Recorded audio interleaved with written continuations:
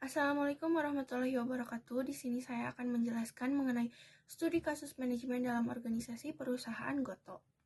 Sejarah Gojek dan Tokopedia.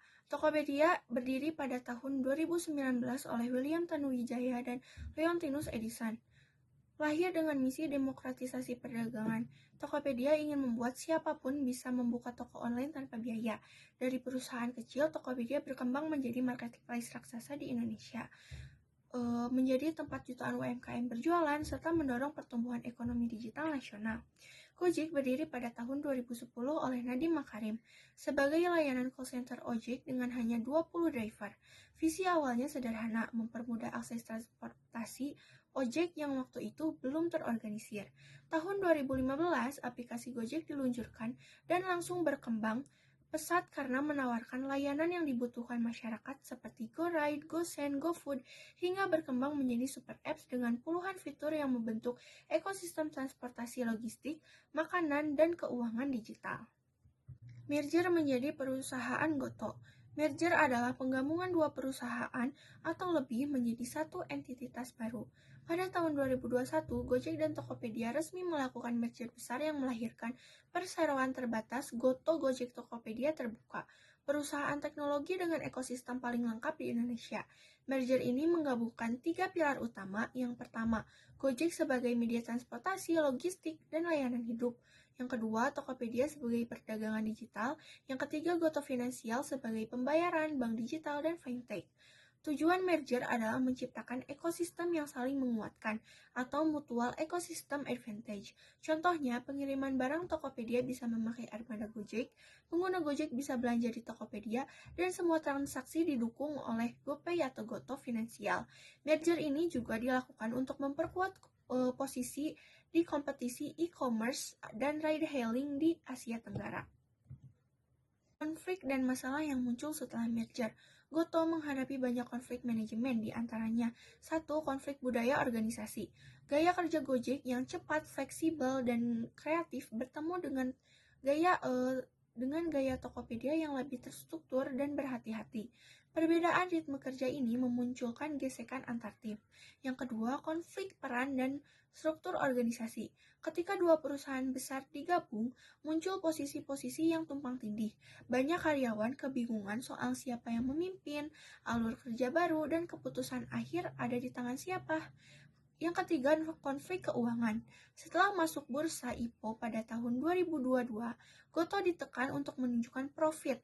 Hal ini memicu kebijakan efisiensi, termasuk pengurangan karyawan atau layoff, pemotongan proyek, dan penghematan biaya besar-besaran. Yang terakhir, konflik dengan mitra driver. Perubahan skema insentif dan kebijakan operasional membuat driver merasa dirugikan, sehingga sering muncul banyak demo atau protes. Analisis manajemen atau POAC. Yang pertama, planning, perencanaan. Manajemen Goto menyusun roadmap 3-5 tahun yang fokus pada efisiensi biaya, integritas teknologi, dan penguatan ekosistem. Mereka merencanakan perubahan struktur operasional, strategi bisnis baru, dan penggabungan layanan. Yang kedua, organizing atau pengorganisasian. Perusahaan membentuk struktur holding yang menempatkan Gojek, Tokopedia, dan Goto Finansial sebagai ekosistem terintegrasi. Setiap divisi disatukan dalam unit kerja baru yang lebih besar. Namun, proses ini tidak selalu mulus karena adaptasi budaya dan jabatan baru memicu penyesuaian yang panjang. Yang ketiga, actuating atau penggerakan. Manajer harus menggerakkan ribuan karyawan melalui komunikasi, pelatihan, sosialisasi kebijakan, dan workshop budaya kerja bersama. Mereka juga perlu menjaga motivasi tim di tengah perubahan organisasi dan pengurangan biaya. Yang terakhir, controlling atau pengawasan.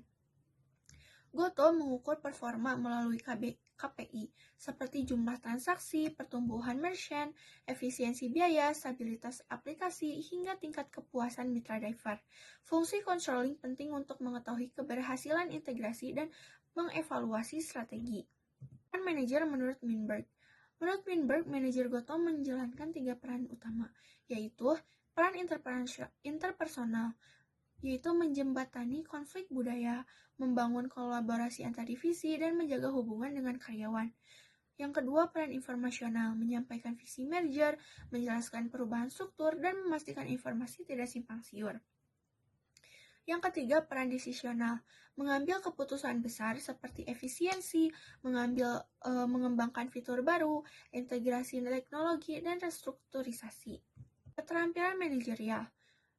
Manajer memerlukan 3 keterampilan manajerial. Yang pertama, technical skill, memahami teknologi aplikasi, data, dan operasional digital. Yang kedua, human skill, kemampuan komunikasi, negosiasi, dan mengelola konflik.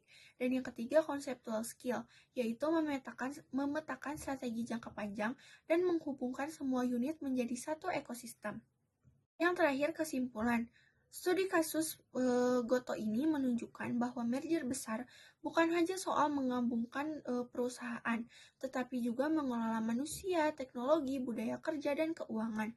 Konflik yang muncul mulai dari budaya sampai teknologi adalah hal yang wajar dalam organisasi besar. Keberhasilan Goto bergantung pada kemampuan manajernya dalam merencanakan strategi, memimpin perubahan, menjaga komunikasi, serta mengontrol kinerja organisasi secara menyeluruh.